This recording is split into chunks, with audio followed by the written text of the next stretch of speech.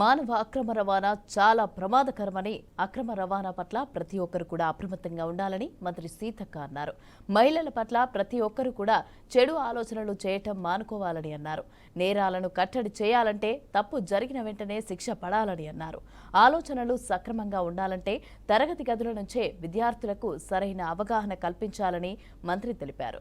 ఇక women safety wing తో కొన్ని సమావేశాలు కూడా ఏర్పాటు చేసి నేరాల కంట్రోల్ కి చర్యలు తీసుకుంటామని అన్నారు. ఇక ప్రస్తుతం హైడ్రాలపైన ఎలా చర్చ జరుగుతుందో అలాగనే మహిళల భద్రతపైన కూడా అంతలాగానే చర్చ జరగాలని మంత్రి సీతక్క ఆకాంక్షించారు.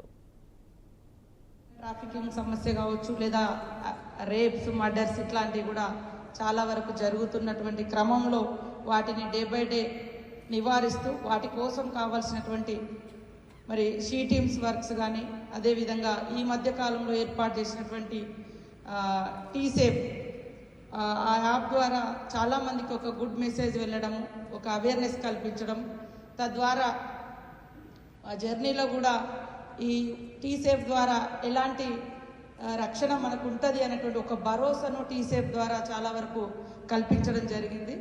అది కూడా ఒక మంచి ప్రోగ్రామ్గా ఉంది. బట్ ఇప్పుడు మనం ఈరోజు డిస్కస్ చేస్తున్నటువంటి అంశము హ్యూమన్ ట్రాఫికింగ్. ఇది ప్రపంచాన్ని గడగడలాడిస్తున్నటువంటి బిగ్గెస్ట్ మినేజ్ ఇన్ ద సొసైటీ. దీన్ని నిర్మూలించాలి, ఎరాడికేట్ చేయడం కోసం ఎలాంటి ప్రణాళికలు మనం రచించుకుంటే దీన్ని ఈ సొసైటీ నుంచి నిర్మూలించగలుగుతాం, తగ్గించగలుగుతాం అనేది మీ అందరి యొక్క అబ్జర్వేషన్స్, ఐడియాస్, ప్రణాళికలు ఈరోజు ఇక్కడ డిస్కస్ చేయడం మూలంగా ఒక కొత్త విధానాన్ని తెలంగాణ రాష్ట్రం కావచ్చు, ఈ దేశం కావచ్చు తీసుకుంటే, అడాప్ట్ చేసుకుంటే మరి అదంతా ఇంప్లిమెంటేషన్ చేయడం మూలంగా ఈరోజు ఈ మానవ రవాణా, అక్రమ రవాణా ఏదైతే ఉందో ఇది తగ్గించగలుగుతాం. దీంట్లో రకరకాల కోణాలు మనకు కనిపిస్తూ ఉన్నాయి.